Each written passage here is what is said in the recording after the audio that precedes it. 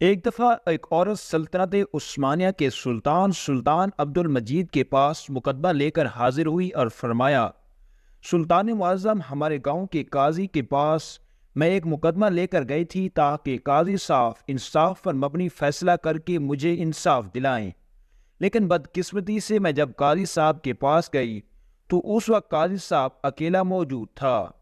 قاضی صاحب میرے حسن کو دیکھ کر پاگل ہو گیا اور اس نے مجھے بدکاری کی دعوت دی۔ میں ایک نیک اور پاک باز عورت ہوں اور میں نے قاضی صاحب کی دعوت کو ٹھکرا دیا۔ پھر قاضی صاحب کہنے لگا، تم نے اگر میری بات نہ مانی تو میں فیصلہ تمہارے حق میں دینے کی بجائے تمہاری مخالفت میں دے دوں گا اور اس کے نتیجے میں تمہیں بڑی سے بڑی سزا ملے گی۔ سلطان عبد المجید اس عورت سے پوچھا، پہلے یہ بتاؤ تمہارا مقدمہ کیا تھا اور تم قاضی صاحب کے پاس کیا مقدمہ لے کر گئی تھی؟ تو وہ حسین و جمیل عورت کہنے لگی، سلطان معظم، ایک دن میں خیمے میں دوپہر کے وقت بیٹھی ہوئی تھی اور مجھے باہر گھوڑی کی آواز سنائی دینے لگی۔ مجھے ایسا لگا کہ میری پڑوسن کی گھوڑی جو ہمارے خیمے سے کچھ فاصلے پر بندھی ہوئی تھی وہ کسی تکلیف میں ہے۔ جب میں اس کے قریب گئی تو مجھے پتہ چلا کہ گھوڑی پیاس کی شدت کی وجہ سے چلا رہی ہے۔ میں سیدھا اپنے خیمے کے اندر گئی اور پانی والا برتن اٹھایا اور جا کر گھوڑی کے آگے رکھ دیا۔ گھوڑی پیاس کی شدت سے بہت کمزور ہو چکی تھی۔ اس نے وہ فوراً سا پانی پی لیا، لیکن بدقسمتی سے اس پانی میں کچھ ایسی زہریلی چیز گر گئی تھی جس پانی کو پیتے ہی فوراً گھوڑی کی موت واقع ہو گئی۔ جیسے یہ خبر میری پڑوسن کو ملی تو اس نے چیخنا چلانا شروع کر دیا اور اس نے کہا کہ تم نے میری گھوڑی کو زہر دے دی ہے۔ میں اسے بتانے کی پوری کوشش کرتی رہی کہ میرا ایسا کوئی ارادہ نہیں تھا، میں نے تو صرف اس کو پانی پلایا، مجھے نہیں پتا کہ گھوڑی کی موت کیسے واقع ہوئی۔ یہ سن کر میری پڑوسن نے آ کر میرے خیمے کے پاس میری اپنی بندھی ہوئی، میری قیمتی اور میری سب سے زیادہ پیاری گھوڑی بندھی ہوئی تھی، وہ آ کر اس نے کھول لی اور کہا، جب تک تم میری گھوڑی کی قیمت ادا نہیں کرو گی اس وقت تک تمہیں تمہاری گھوڑی نہیں ملے گی۔ اور یہی میں مقدمہ لے کر قاضی صاحب کے پاس گئی اور کہا کہ آپ انصاف پر مبنی فیصلہ کریں، کیونکہ میں نے جان بوجھ کر اس گھوڑی کو زہر نہیں دی۔ یہ ایک غلطی تھی یا پھر ایک حادثہ تھا۔ جب میں قاضی صاحب کے پاس گئی تو قاضی صاحب عدالت میں نہیں تھا۔ مجھے محافظوں نے بتایا کہ قاضی صاحب قبیلے جا چکے ہیں۔ میں سیدھا قاضی صاحب کے خیمے کے دروازے پر پہنچ گئی، پھر قاضی صاحب کی اجازت پر میں اندر چلی گئی۔ میں نے قاضی صاحب کو اپنی بات تفصیل سے بتائی، لیکن قاضی صاحب مجھے دیکھ کر میرے حسن کا دلدادہ ہو چکا تھا اور میرے جسم کو للچائی نظروں سے دیکھنے لگا۔ پھر قاضی صاحب نے کہا، اگر تم میرے ساتھ بستر پر کچھ وقت گزارو تو میں تیرے حق میں فیصلہ دے دوں گا۔ جب میں نے اس کی دعوت قبول نہیں کی تو اس نے خیمے کا دروازہ بند کر کے مجھے رسیوں سے باندھ کر میرے منہ پر کپڑا باندھ کر میرے ساتھ زبردستی زنا کیا۔ جب میں خیمے سے باہر نکلی اور چلانے لگی کہ قاضی صاحب نے میرے ساتھ زیادتی کی ہے تو الٹا اس کے سپاہیوں نے مجھے دھکے دے کر وہاں سے نکال دیا۔ میرے پاس انصاف لینے کے علاوہ اور کوئی چارہ نہیں تھا، اس لیے میں بڑی مشکلوں سے آپ کے سامنے حاضر ہوئی ہوں۔ یہ سن کر سلطان عبد المجید نے کہا، تیری بات بالکل درست ہے، لیکن تمہیں اپنا فیصلہ کسی شہر کے قاضی کے پاس لے کر جانا چاہیے تھا، نہ کہ ایک سلطان کے پاس۔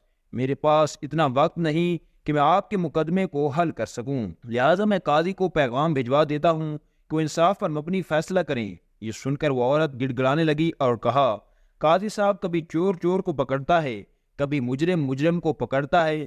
یہ سن کر سلطان نے کہا، نہیں۔ تو پھر وہ عورت کہنے لگی، سلطان معظم، اب آپ ہی بتائیں کہ ایک قاضی دوسرے قاضی کی مخالفت میں کوئی فیصلہ دے گا اور دوسری طرف ایک عام عورت ہے۔ یہ سن کر سلطان معظم نے فرمایا کہ اگر ایسی بات ہے تو میں خود ہی تمہارا فیصلہ کر دیتا ہوں۔ دوستو، یہاں آپ کو سلطنت عثمانیہ کے عظیم سلطان کے بارے میں بتاتے چلوں۔ آپ سلطنت عثمانیہ کے 31ویں سلطان تھے جنہوں نے 2 جولائی 1839 کو اپنے والد محمود ثانی کی جگہ تخت سنبھالی تھی۔ ان کا دور حکمرانی قوم پرستوں کی تحریکوں کے آغاز کا زمانہ تھا۔ سلطان نے عثمانیت کے فروغ کے ذریعے قوم پرستی کو روکنے کی ناکام کوشش کی، حالانکہ انہوں نے نئے قوانین اور اصلاحات کے ذریعے غیر مسلم اور غیر ترک اقوام کو عثمانی معاشرے میں ضم کرنے کی بھرپور وسیع کوشش کی۔ انہوں نے مغرب یورپ کی اہم سیاسی قوتوں برطانیہ اور فرانس کے ساتھ قریبی تعلقات استوار کیے اور انہی اتحادیوں کے ذریعے روس کے خلاف جنگ کریمہ لڑی۔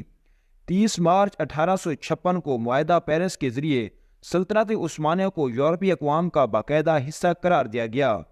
عبد المجید کی سب سے بڑی کامیابی تنظیمات اعلان اور نفاذ تھا، جس کا آغاز ان کے والد محمود ثانی نے کیا تھا۔ اسی طرح 1839 سے ترکی میں جدیدیت کا آغاز ہو گیا۔ دوستو، اب اپنے موضوع کی طرف لوٹتے ہیں۔ سلطان عبد المجید کے حکم پر قاضی صاحب کو بلایا گیا اور چند ہی لمحوں کے بعد قاضی صاحب سلطان کے سامنے حاضر ہو گیا۔ سلطان عبد المجید قاضی صاحب سے مخاطب ہوا اور کہا، کیا یہ عورت سچ کہہ رہی ہے؟ کیا تم نے اس کے ساتھ بدکاری کی ہے؟ یہ سن کر قاضی صاحب فرمانے لگا، نہیں سلطان معظم، میں نے اس عورت کو ہاتھ تک بھی نہیں لگایا۔ پھر سلطان نے کہا، ایسی کیا وجہ ہے کہ تمہارے ساتھ اتنے سخت الفاظ کیوں بول رہی ہے؟ اس کے پیچھے حقیقت کیا ہے؟ جب سلطان عبد المجید نے قاضی صاحب کے دلائل سنے تو اس نے کہا، سلطان معظم، یہ عورت میرے پاس مقدمہ لے کر آئی۔ میں نے اس عورت کی بات پوری توجہ اور تفصیل سے سنی اور میں نے یہی فرمایا کہ میں دوسری طرف کے بھی دلائل سنوں گا اور گواہان کی گواہی کے بعد اس مقدمے کا فیصلہ ہوگا، اس لیے تم کل صبح میری عدالت میں حاضر ہو جانا۔ یہ سنتے ہی اس عورت کے تیور بدلنے لگے اور اس نے کہا، تم نے اگر میرے حق میں فیصلہ نہ کیا تو میں تمہیں بدنام کر ڈالوں گی۔ حتیٰ کہ اپنے حق میں فیصلہ دلوانے کے لیے اس نے مجھے اپنے جسم کی بھی پیشکش کی۔ میں نے جب اس عورت کی بات ماننے سے انکار کر دیا تو مجھے یہ دھمکی دی کہ تم عورت کی طاقت کو نہیں جانتے۔ میں نے اس سے بار بار کہا کہ میں دونوں طرف کے دلائل سننے کے بعد انصاف پر مبنی فیصلہ کروں گا، لیکن یہ عورت جانتی تھی کہ یہ گنہگار ہے اور اس نے واقعی ہی اپنی پڑوسن کی گھوڑی کو زہر دے کر مارا ہے، کیونکہ اس کی گھوڑی پڑوسن کی گھوڑی سے کمزور اور کم خوبصورت تھی، اس لیے اس سے حسد کرتی تھی اور اسے ڈر تھا کہ فیصلہ اس کے خلاف آئے گا اور اس لیے یہ مجھے دھمکیاں دینے لگی۔ جب میں نے اس کی بات نہیں مانی تو اس نے یہ مجھ پر گھناؤنا الزام لگا کر آپ کے پاس آ گئی۔ آپ چاہیں تو قبیلے والوں سے پوچھ لیں یا خیمے کے دروازے پر موجود محافظوں سے معلوم کروا لیں۔ یہ سن کر وہ عورت کہنے لگی، سلطان معظم، وہ قبیلہ اس کا اپنا ہے، یہ اس قبیلے کا قاضی ہے، اور بات رہی محافظوں کی، کیا وہ اپنے سردار کے خلاف گواہی دیں گے؟ اس لیے میں ان دونوں باتوں کو نہیں مانتی کہ اب آپ ہی بتائیں کہ ایک عورت اپنی عزت کو خاک میں ملا کر کسی مرد پر اس طرح کا گھناؤنا الزام لگا سکتی ہے، اور وہ بھی اتنے بڑے قاضی پر۔ اب سلطان عبد المجید دونوں کے دلائل سن چکا تھا، لیکن سلطان سمجھ میں نہیں آ رہا تھا کہ ان میں سے کون سچا ہے اور کون جھوٹا۔ اس عورت کے پاس نہ کوئی ثبوت تھا اور نہ ہی قاضی صاحب کے پاس کوئی ایسا ٹھوس ثبوت تھا جس سے ان دونوں میں کوئی بھی بے گناہ ثابت ہو سکے۔ تھوڑی دیر سوچنے کے بعد سلطان عبد المجید نے حکم دیا کہ ایک بڑا سا برتن لے کر آؤ۔ سلطان کے حکم پر ایک بڑا سا برتن حاضر کیا گیا۔ پھر سلطان نے حکم دیا کہ اس میں چشمے کا صاف، شفاف اور پاک پانی ڈالو۔ برتن میں آئینے کی طرح شفاف پانی ڈالا گیا۔ اس کے بعد سلطان عبد المجید نے قاضی صاحب کو حکم دیا کہ قاضی صاحب اب آپ اس برتن میں لباس سمیت پورے جسم کو ڈبو دیں، یعنی اس طرح ڈبوئیں کہ جیسے آدمی چشمے میں نہاتا ہے۔ قاضی صاحب نے سلطان کے حکم کی تعمیل کی اور فوراً اس برتن کے اندر پیر رکھنے کا نہانے لگا۔ سارے درباری حیران تھے کہ سلطان معظم کیا کر رہے ہیں۔ اس کے بعد سلطان عبد المجید نے حکم دیا کہ میرا اپنا ذاتی گھوڑا لے کر آؤ۔ تھوڑی دیر گزری کہ سلطان کا گھوڑا سلطان کے سامنے حاضر ہو گیا۔ اب سلطان عبد المجید نے کہا کہ وہ پانی والا برتن میرے گھوڑے کے سامنے رکھو۔ جیسے ہی وہ پانی کا برتن سلطان کے گھوڑے کے سامنے رکھا گیا تو گھوڑے نے فوراً پانی پینا شروع کر دیا۔ یہ دیکھ کر سلطان عبد المجید نے کہا، اے چلاک عورت، تم سراسر جھوٹ بول رہی تھی۔ قاضی صاحب بالکل بے گناہ ہے اور اس نے تمہیں ہاتھ تک بھی نہیں لگایا۔ حتیٰ کہ میں یہ کہہ سکتا ہوں کہ قاضی صاحب کا دامن بالکل پاک، صاف اور شفاف ہے۔ یہ سن کر تمام درباری بڑے حیران ہوئے کہ ایک برتن میں نہانے اور گھوڑے کے پانی پینے سے کیسے پتہ چلا کہ قاضی صاحب بے گناہ ہے اور عورت گنہگار ہے۔ تو یہ سن کر ایک وزیر بول پڑا، سلطان معظم، آپ کو کیسے پتہ چلا کہ قاضی صاحب بے گناہ اور یہ عورت جھوٹ بول رہی ہے؟ تو سلطان عبد المجید نے کہا کہ میرے گھوڑے کی یہ خاصیت ہے کہ نجس پانی کو منہ نہیں لگاتا، پینا تو دور کی بات ہے، اور اگر قاضی صاحب نے اس کے ساتھ بدکاری کی ہوتی تو یہ پانی نجس ہو جاتا اور گھوڑا اس کو کبھی منہ نہیں لگاتا، اس لیے عورت سراسر جھوٹ بول رہی ہے۔ اس کے بعد سلطان نے اس عورت کو کہا کہ اپنے الفاظ میں تم سچ سچ بتا دو، ورنہ تمہیں ایسی سزا ملے گی کہ تم اوروں کے لیے نشان عبرت بن جاؤ گی۔